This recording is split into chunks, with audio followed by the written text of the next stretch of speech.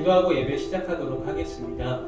사랑이 많으신 하나님 감사합니다. 예배 가운데 함께 하시고 주님 큰 은혜 부어주시옵소서.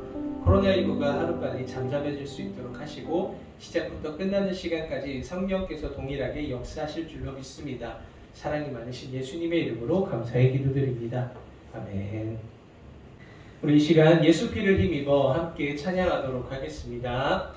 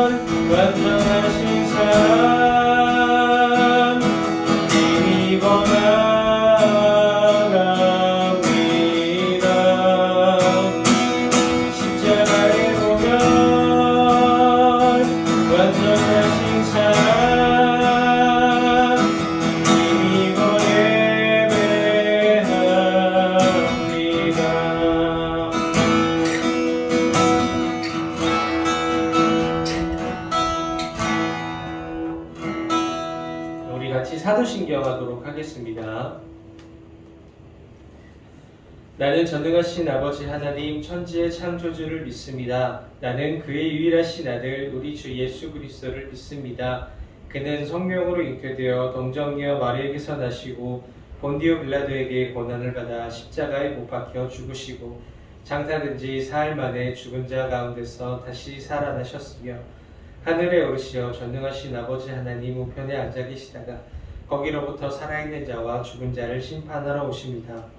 나는 성령을 믿으며 거룩한 공교회와 성도의 교제와 죄를 용서받는 것과 몸의 부활과 영생을 믿습니다. 아멘. 네, 오늘 말씀 다 같이 읽어보도록 하겠습니다. 오늘 우리가 나눌 말씀은 베드로전서 2장 22절에서 25절입니다. 다 같이 읽도록 하겠습니다. 그는 죄를 범하지 아니하시고 그 입에 거짓도 없으시며 욕을 당하시되 맞대어 욕하지 아니하시고 고난을 당하시되 위협하지 아니하시고 오직 공의로 심판하시는 이에게 부탁하시며 친히 나무에 달려 그 몸으로 우리 죄를 담당하셨으니 이는 우리로 죄에 대하여 죽고 의에 대하여 살게 하려 하심이라. 그가 채찍에 맞음으로 너희는 나음을 얻었나니 너희가 전에는 양과 같이 길을 잃었더니 이제는 너희 영혼의 목자와 감독 되신 이에게 돌아왔느니라. 아멘. 네, 오늘 말씀 제목은 예수님의 고난이라고 하는 말씀 제목입니다. 사실 오늘은 종려주일입니다. 마태복음 21장에 보면 예수님께서 나귀를 타고 예루살렘 성으로 입성하시죠. 그때 수많은 무리가 나와서 자기의 겉옷을 깔고 나뭇가지를 깔고 종려나무 가지를 흔들며 예수님의 입성을 환영하였습니다. 예수님께서는 그 자리에서 호산나 다윗의 자손이여 하시면서 왕으로서 인정받으시며 그 입성 행차를 하셨습니다. 이 사실이 우리에게 어떤 의미가 될까요? 이제까지 우리는 이 세상의 가치관과 죄로 채찍질을 당하면서 살아왔다면 이제는 우리를 다스리시는 분이 왕이신 예수님이라는 사실입니다. 하나님 나라의 왕자이신 예수님께서 이제 자기 백성을 모으셨고 자기 백성으로 하여금 하나님 나라의 다스림을 받으면서 살아갈 수 있도록 우리에게 은혜와 사랑을 베풀어 주셨다는 것입니다. 이제 우리가 하나님의 백성이 되었다는 것, 우리의 왕은 예수님이라는 것, 이것을 우리에게 가르쳐 주는 것이죠. 이렇게 종려 주일로 한 주간이 시작되는데요. 교회는 이제 부활절이 오기 전까지 고난 주간을 보냅니다. 이 고난 주간이란 우리를 죄에서 구원하시고자 하시는 그 하나님의 뜻을 이루신 그 예수님의 고난을 묵상하는 주간인 것이죠. 그래서 오늘은 우리 예수님의 고난에 대해서 한번 살펴보려고 해요. 성경에는 삼위일체 하나님께서 이루신 많은 일들과 역사가 담겨져 있죠.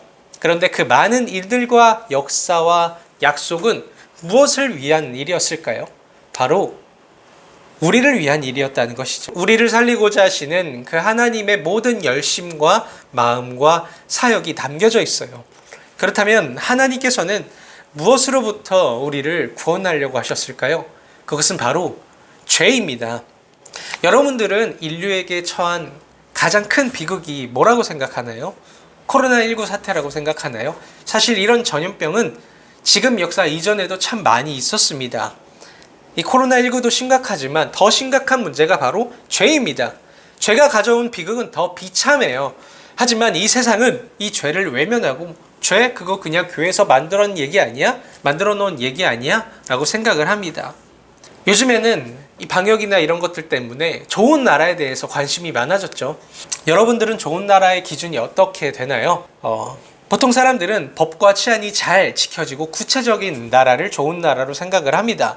하지만 오히려 그런 나라일수록 통제가 되게 많다는 것을 기억해야 합니다.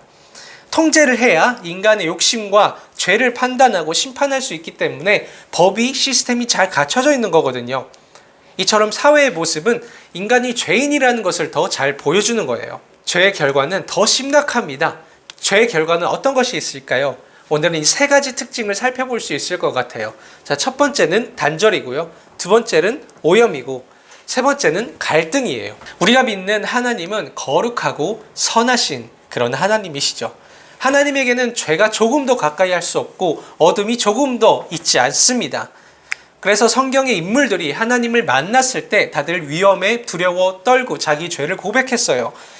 모세가 불타는 떨기나무에서 하나님을 만났을 때 모세는 두려워서 얼굴을 가렸다 이렇게 표현을 하고 있고요.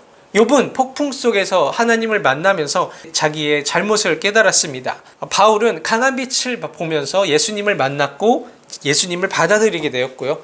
베드로 또한 예수님의 말씀을 듣고 아주 많은 그 물고기를 이제 걷어들이자 그 자리에서 주여 나를 떠나소서 나는 죄인으로소이다 라고 하며 이렇게 고백을 했습니다. 이처럼 하나님과 죄인된 우리 사이에는 너무나도 먼 간격이 있어요. 너무나도 먼 벽이 있다는 거예요. 이것을 잘 보여주는 게 바로 성막입니다. 성막을 보면 성소와 지성소로 나눠져 있는데 그 사이에 우리가 이렇게 휘장이 나눠져 있죠. 이 휘장은 1년에 단 하루 대제사장이 대속죄일에 들어갈 수 있는 것이었습니다. 그것도 희생의 피를 가지고서야 들어갈 수가 있었던 것이었어요. 이처럼 하나님과 인간 사이에는 넘어설 수 없는 그 벽이 있다는 것이죠. 이 분리의 원인이 바로 죄라는 거예요. 죄를 해결하지 못한 인간은 결코 하나님과 함께 할 수 없습니다. 죽음과 심판밖에 주어진 게 없어요. 이것이 왜 비극이냐? 인간에게 있어 가장 지고의 복, 가장 최고의 복은 하나님과 함께하는 것이거든요. 하나님을 알아가고 하나님을 누리고 하나님과 교제하면서 그분이 주시는 은혜와 하나님 안에 있는 그 생명력을 우리가 받아들이면서 살아가는 것이 인간에게 가장 큰 복인데 그게 안 되는 거예요. 그 반대가 뭐예요? 하나님과 분리되는 것이죠. 만약에 천국이 영원토록 하나님과 함께하는 곳이라면 그 반대는 한없이 하나님으로부터 멀어지는 곳입니다. 그래서 예수님은 지옥을 말씀하실 때 저 바깥 어두운 데라고 말씀하셨고요. 또 요한계시록에 보면은 하나님께서 죄인을 심판하실 때에 둘째 사망 그리고 불못에 그 죄인들을 던질 것이다 라고 말씀하셨습니다. 이처럼 죄의 결과 하나님과의 분리되었고 그 분리된 결과 하나님부터 멀리 떨어질 수밖에 없고 그것이 가장 비극이다. 그리고 우리에게 주어진 것은 죽음과 심판밖에 없는 것이다 라는 것을 나누었습니다. 죄의 결과 두 번째는 오염이에요. 오염. 예레미야 선지자가 이렇게 얘기를 합니다. 우리 다 같이 읽어볼게요. 시작. 만물보다 거짓되고 심히 부패한 것은 마음이라 누가 능히 이를 알리오마는 이렇게 말씀하고 있어요. 마음이 오염된 결과 온갖 죄악과 욕심을 쫓아가게 되었어요. 원래 지음받은 우리의 모습은 지혜롭고 의롭고 거룩했습니다. 하나님의 형상을 따라 지혜롭고 의롭고 거룩했던 것이죠. 그러나 죄로 마음이 더러워지자 우리는 무지해졌고 불의해졌고 더러운 상태에 머무르고 또 그와 같은 것들을 쫓아가는 그런 마음 상태가 되었습니다. 쫓아간다는 것은 끌려간다는 것이죠. 그래서 성경은 우리가 지금 죄의 종된 상태다라는 것을 말해주고 있습니다. 많은 성경 구절이 있지만 로마서 6장 17절에서 이렇게 얘기를 하죠. 너희가 본래 죄의 종이더니 아래 이렇게 많은 말씀들이 우리가 죄의 종이라는 것을 그런 신세라는 것을 보여주고 있습니다. 지금 시대는 인간들이 생각하기에 그 어느 때보다 자유로운 시대라고 생각을 합니다. 뭐든 다 내 마음대로 해도 되고 내 뜻대로 해도 된다고 네가 하고 싶은 대로 너의 꿈을 쫓아가라고 독려하는 게 지금의 시대이죠. 그러나 우리가 성경을 통해 살펴본 것처럼 죄의 결과, 우리가 죄에 해결되지 않은 그 상태에서는 여전히 죄의 종인 그 상태에밖에 머무를 수밖에 없다는 것입니다. 자, 죄의 결과 세 번째는 자기중심성이에요. 세 번째로 죄는 자기 자신이 중심이 되게 합니다. 그 어떤 가치, 기준, 심지어 하나님보다도 내가 가장 위에 있게 되는 것이 죄의 결과라는 거예요. 예수님께서는 마태복음 22장 37절, 40절을 통해서 말씀을 하셨죠. 마음과 목숨과 뜻을 다하여 주 너의 하나님을 사랑하라. 이것이 크고 첫째 되는 계명이라 라고 말씀하셨고, 둘째는 그와 같으니 내 이웃을 내 몸과 같이 사랑하라. 이 두 계명이 온 율법과 선지자의 강령이니라 라고 말씀하셨습니다. 하지만 죄는 이 순서를 뒤바꿉니다. 나 자신이 첫 번째가 되고 이웃이 그 다음이 되고 마지막으로 하나님은 저 구석탱이 제일 뒤에 어딘가에 머무르게 되는 거예요. 별거 아닌 문제라고 생각할 수 있지만 죄로 인한 자기중심, 이 죄로 인한 자기중심 때문에 가정에 불화가 생기고 상대방을 받아들이지 못하고 사회가 무너지고 갈등이 생기고 또 나라와 나라가 전쟁을 치르게 되는 것이 바로 이 죄의 결과라는 것입니다. 이처럼 우리가 여태까지 이 죄의 결과가 치명적이라는 것을 살펴봤어요. 왜 하나님이 예수 그리스도를 보내셨을까요? 예수 그리스도는 누구실까요? 이 질문은 우리 죄를 해결하시는 그 하나님의 사역을 바라보게 해요. 문제는 뭐냐? 우리가 스스로 이 죄의 문제를 해결할 수가 없다는 거예요. 이미 우리가 범죄였기 때문에, 이미 우리가 죽었기 때문에, 얽매여 있기 때문에, 부끄럽기 때문에 우리가 스스로 죄를 해결할 수가 없다는 거예요. 하나님은 이 사실을 아셨습니다. 그러나 하나님께서는 구약 성경을 통해서 이스라엘 백성들에게 은혜를 베풀어 주셔서 죄를 일시적으로 해결할 수 있도록 하셨습니다. 그것이 바로 제사 제도죠. 많은 제사가 있지만 이 죄를 해결하는 제사는 희생 제사여야만 했습니다. 다른 무언가가 대신 죽고 피를 흘려야만 했던 것입니다. 이스라엘 백성들에게는 하나님께서 그 희생 제사를 마련해 주셨던 거예요. 레위기 16장 34절을 보면 아까 얘기한 것처럼 1년에 단 한 번 대제사장이 이스라엘 백성들의 모든 죄를 대속하기 위하여 지성소에 들어갔습니다. 그때 숫송아지 한 마리와 두 염소를 잡았는데요. 한 염소에게는 죄를 전가하고 죄를 담당하게 하고 광야에 멀리 보내서 그 자리에 죽게 합니다. 그리고 또 한 마리로는 하나님께 제사를 드리는 것이죠.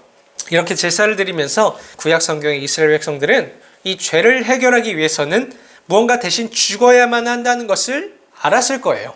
또한 죄로 인한 저주를 무언가가 대신해야 된다는 것을 배웠다는 거예요. 그리고 예수님께서는 구약 성경에서 말하는 그 제사 제도와 선지자들이 말한 어떤 희생에 대한 그 메시지가 바로 자기 자신을 향한다는 것을 알았습니다. 예수님께서는 성령을 잉태하셨기 때문에 죄가 없으셨습니다. 하나님이셨기 때문에 하나님의 그 뜻을 따라서 모든 믿는 자들의 죄를 이끌고 자기 자신이 담당하실 수 있으셨던 거예요. 자, 때가 이르러서 예수님은 사로잡혀 갔습니다. 그리고 신문을 받으시면서 채찍질을 당하셨고요. 군인들은 예수님을 조롱했고 예수님의 속옷을 가지고 제비뽑기를 하였습니다.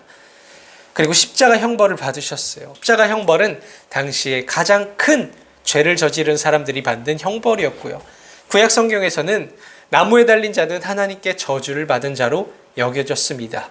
이처럼 예수님께서는 저주까지도 다 감당하셨고 죄를 저지르지도 않으셨음에도 불구하고 가장 큰 죄인이 되셨습니다.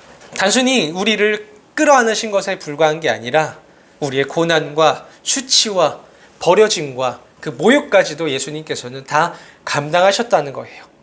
그래서 우리가 예수님의 고난을 생각할 때에 예수님께서 받으신 고난과 채찍질과 십자가를 생각할 때 예수님이 받으신 그 고통이 내가 받아야 할 고통이라는 것을 기억해야 합니다. 예수님께서 받으신 그 모욕과 부끄러움이 나의 수치이며 하나님으로부터 버려지신 그 상황 또한 우리가 겪어야 할 상황이었다는 것을 알아야 합니다. 이 모든 고난과 십자가와 죽음을 우리가 받아들일 때에만 우리가 죄에서 자유함을 얻을 수 있습니다. 우리가 이 고난 주간 동안 예수님께서 받으신 고난과 고난의 이유와 십자가의 의미를 생각하면서 어떤 은혜를 입었는지 기억했으면 좋겠습니다. 이제는 하나님을 향하고 하나님을 찾고 하나님과 함께하면서 우리가 잊어버렸던 이 구원의 은혜 그리고 죄에 대한 심각성을 잘 기억하고 구원의 은혜를 마음껏 누리면서 그 고난의 의미를 묵상하는 한 주간 되었으면 좋겠습니다. 우리 말씀 생각하면서 잠깐 기도하도록 하겠습니다. 사랑이 많으신 하나님 감사합니다. 우리를 위하여 대신 고난받으신 예수님의 십자가를 다시 한번 생각합니다.